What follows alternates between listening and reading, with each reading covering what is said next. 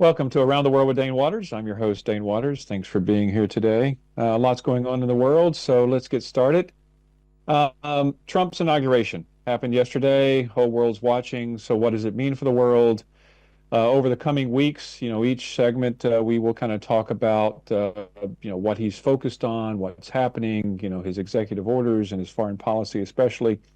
But two things interesting came out of his speech yesterday. One is that the Panama Canal. Listen, I lived in Panama for a while.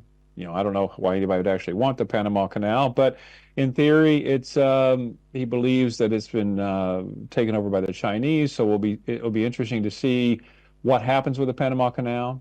It is a very critical economic source for the world and for America. So that'll be one thing interesting. And I just think it's unique that the President of the United States uses, his inauguration speech to talk about that, as well as renaming the Gulf of Mexico, Gulf of America. I lived on the Gulf of Mexico for a while, so now I guess I'll say I'll live on the Gulf of America. Who knows?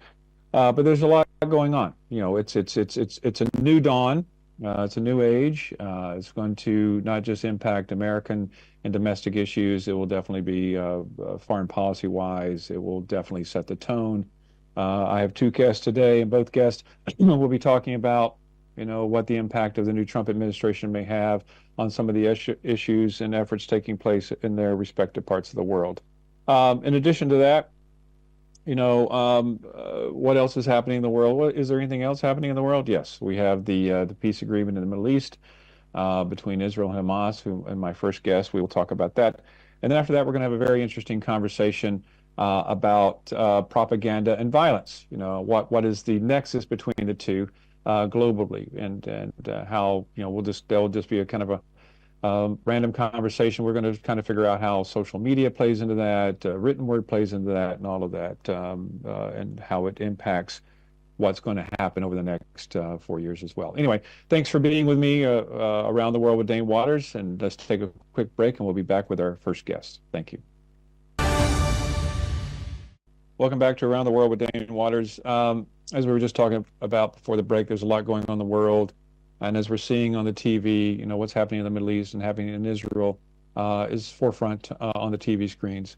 So I'm very, very honored today to have with me Asher Westropp-Evans, if I said that correctly. So welcome, Asher. How are you doing today? I'm doing very well, Dane. Thanks for having me on. It's great to have you back. So kind of fill us in on what's happening with the peace. I mean, I don't know, is it called ceasefire, peace agreement? What is the right way to say what's happening? Yeah, and I did note your term in the sort of preamble here. Definitely what we're talking about here at the moment is still very much a ceasefire. We are a long way from anything resembling a true and final peace agreement in any sense. This is just phase one of what at the moment is considered a three-phase operation. At the moment, we're talking about getting those first 33 hostages. We're talking about the women, the children, elderly and infirm, excluding men that are considered of fighting age, ranging from 18 to about 50 or so. We're talking about getting those initial hostages back. Again, we still don't know if they're alive, dead, what state they may be in. After now nearly 16 months of fighting, it's unknown exactly what condition Israel would be receiving these in. But this is the initial phase we're talking about. Phase two is still yet to be formally negotiated, let alone phase three, which is the longer-term plan. So unfortunately, Dan, we're a long way off from anything resembling a full-blown peace agreement. So talk to me about how many hostages there are. And then how many, you said 33 are in the first part of the agreement? Exactly right. So we've still got, after the return of Emily, Romy, and Gonen, we've still got 94 hostages being held by Hamas in their terror dungeons. As I said earlier, we do not know the state that these people are in. I mean, and we're talking about hostages ranging up into their 80s in age and down right to Kfir and Ariel Bibas. Kfir taken at just 9 months of age. Now, unfortunately, would have seen the second birthday in Hamas captivity, if indeed he is or isn't still alive, because we frankly do not know. The Red Cross has never been allowed in to see the hostages. We don't know the state that any of them may truly be, and there are a few signs of life here and there, but realistically, it's unknown. So that's what we're talking about right now. 94 hostages still remaining in Hamas captivity, as they've done so since October 7th. And this is the goal of the deal. Again, originally to get those 33 back, women, children, elderly, and infirm. And then the second phase of the deal, which would only take place after about 6 weeks or so, we would be getting the remaining male hostages. Again, though, unknown what state they would be returning in, alive, dead, well, sick. It really is unknown at this point. Let me ask you about that. So let's say that, I mean, if you look at the devastation of Gaza, I mean, it's hard to imagine that any of the hostages have survived, but the reality is, luckily, we do know 33 have. So what happens if it turns out that a majority of them are no longer alive? Is that going to impact the second and third phases of this? No, I mean, just to be clear as well, Dane, we don't actually know that 33 are alive. Within that 33 initially, it is unknown the state that any of them are in truly.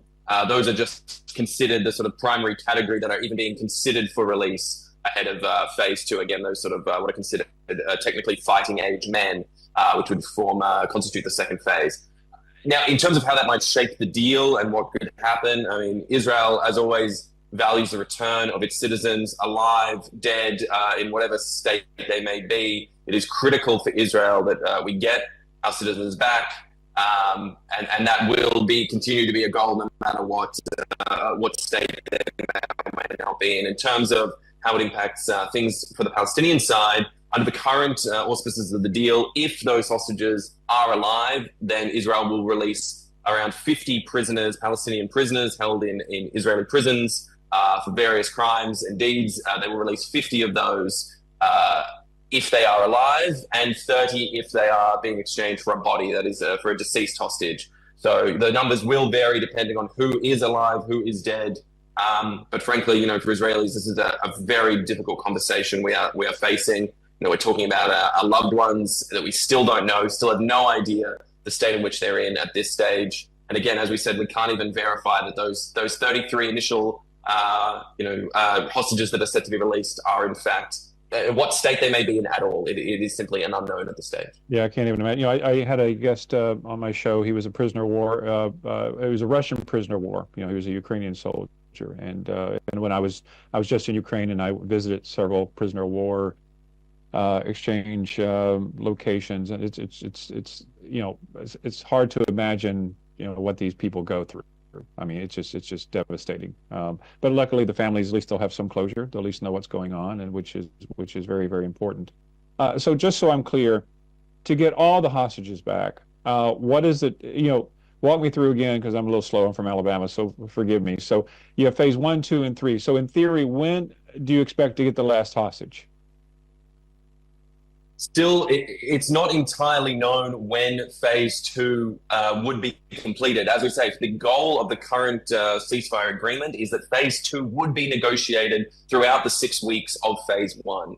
But right now, what we have on the books in some sort of formalized agreement in terms of phase 1 is this 6-week drip feed of hostages. I mean, really, we've been calling it here the sickest game show you could possibly imagine, where each week families are going to have to wait and hope that their loved ones may be returned to them, may be alive, may be dead, maybe mutilated. As you said, the horrors that they may have witnessed over what is now 472 days, and by then it'll be closer to 500 days of captivity. We can only imagine what they may have been through. But over the course of those 6 weeks, the idea is that phase 2 will be finalized and negotiated, and there will be exchanges made, both in terms of hostages for prisoners, but also with the goal being of Israel's steady withdrawal out of Gaza, moving away from key strategic areas. What's going to replace Israel in those areas? I mean, obviously Hamas would like to return to power and take back its authoritarian militant control of the Gaza Strip. Israel is determined that will not happen, and that another form of government may be put in place. What that government would constitute, I won't speculate here. There's a lot of negotiations with international players, varied stakeholders from the likes of Egypt, Qatar, Jordan, the UAE, the US, of course, and others involved in those negotiations. So it would be a determined process over a number of remaining weeks and months. And then, as I said, eventually the idea would be to lead to phase 3, which would be the long-term reconstruction of Gaza once all the hostages are released under a new government that hopefully isn't Hamas and doesn't have the same militant tendencies that the Hamas government has shown. I mean, that's the whole question: is what is the long-term solution? Basically also with with Lebanon and Hezbollah, in in the north, and then dealing with Hamas and then Iran. So let me ask this: so is the two-state solution basically dead? I mean, is that just the reality of the situation? I mean, Dane, realistically, we don't know at the moment. There is so much up in the air, as you just mentioned. Of course, Lebanon, Hezbollah in the north. You've got militias acting out of Iraq and still to some degree in Syria with the Al-Jilani government there. Still in its infancy after the overthrow of Assad. You've got the Houthi pirates still firing ballistic missiles. Last Saturday, as Israelis were sitting trying to enjoy a peaceful Shabbat here, millions across the country had to run into shelters because a ballistic missile was fired from Yemen right towards us. It's unknown what policies could actually be realistically put in place right now. And that sort of longer term thinking, unfortunately, has fallen by the wayside as we focus on the immediacy of trying to get our people back home, trying to get the hostages of Hamas back to their loved ones. This is the critical goal in the shorter term. In the longer term, there's a wealth of possibilities, there's a wealth of options, but at the end of the day, without the will to enforce those actions, without the will to implement those policies, it doesn't mean much. And with the likes of Iran acting as a sort of sick puppeteer, pulling the strings of so many militia groups, their so-called axis of resistance that surrounded Israel and has seen, a large-scale collapse, over the course of this war, with Hezbollah obviously being taken down, Assad and others, falling. It's unknown what will happen after this, but we really do hope and pray here in Israel that clear heads remain. There is funding available for Gaza to help rebuild. There is will from the international community to help rebuild Gaza, and that would be in everyone's interests as long as it was rebuilt under clear leadership that's goal was not the explicit genocidal intent to destroy Israel as we have seen from Hamas. No, I actually understand it completely. And so your goal is Hamas doesn't exist in any leadership capacity. What about the Palestinian Authority? I mean, would you be receptive to them taking a leadership role in Gaza? Look, Dan, I don't want to personally speculate on the machinations of who may be in control at various times. Obviously, as you said, the Palestinian Authority is one potential actor.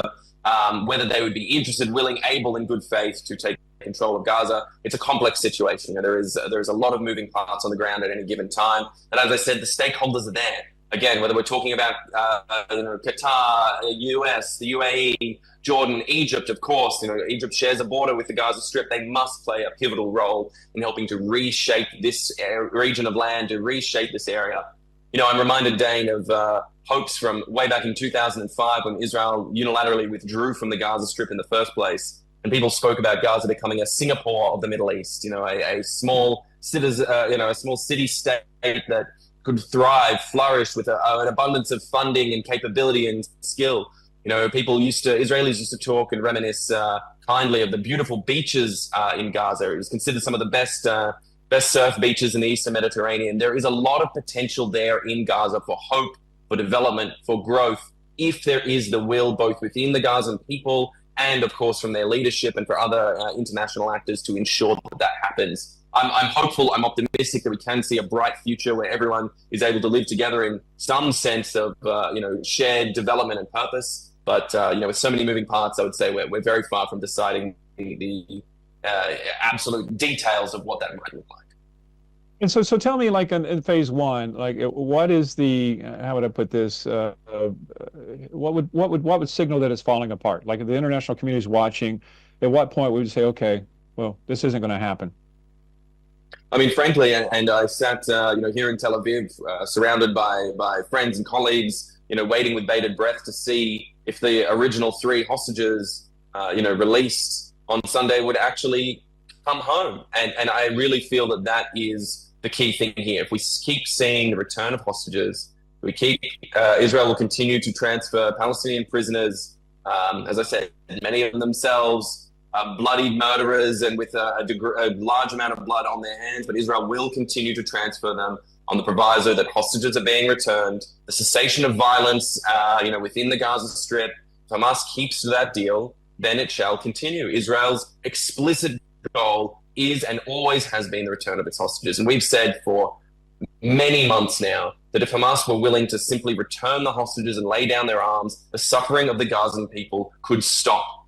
and this war could stop and we could move forward together to build some sort of functional explicit state. But this isn't Hamas's goal, and this is why Israel does not trust Hamas as a good faith actor. Their goal is to stay in power, to maintain their own power at the expense of their own people. I mean, let's be realistic here. The death of Gazans for Hamas is a feature, not a bug, because it helps them to engender sympathy, action, response from the international community that puts them back on the main stage. I mean, this whole war started in large part because Hamas was terrified of the prospect of a normalization of relations between Israel and Saudi Arabia, which is something that, as we see now from the incoming Trump administration, is back on the cards. So, what that future may hold, what Hamas's actions and intent will be, I will not give them credit or capability for anything but their own self-interest. But in the meantime, Israel's interests and Hamas's are sadly, aligned on the goal of getting the hostages returned and hopefully keeping peace and stability and security there for the time being, at least for this first phase, as we said, hopefully for many more phases to come into the long term. This was always being aligned with Israel's interests. Understood. And so the new Trump administration, just real quick on this, I mean, how do you see the new Trump administration playing in this? It's the positive, negative, walk us through that real quick. I mean, I don't want to weigh in on the capacity of rating one administration over another. My goal is not to analyze the specificities of US politics and internal dealings there, but I will say that we did see an alignment of interests, it seemed, as the new Trump administration came in. Obviously, his negotiators and agents were here, the part of the administration taking part in the negotiations, which ultimately we have seen leading to this first phase of a ceasefire deal. We're hoping that continues. We're hoping that the US can, as it has done in the past, provide a guiding hand to stability, security, and help to back the credibility of certain ceasefires, and again, hopefully an eventual some semblance of peace, as it were, but also the takedown of Hamas, limiting Iran, preventing their access to a nuclear bomb, as they would so love to do, and their expansion of their access as resistance, again, as they call it. We would hope that the US could continue to provide the sort of stability that can lead to a sustained regional peace. But frankly, Dane, time will tell. Well, listen, Asher, my heart goes out to all the families of the hostages. I wish them all well and good luck with all your efforts. And thanks again for being on the show. I appreciate it. So.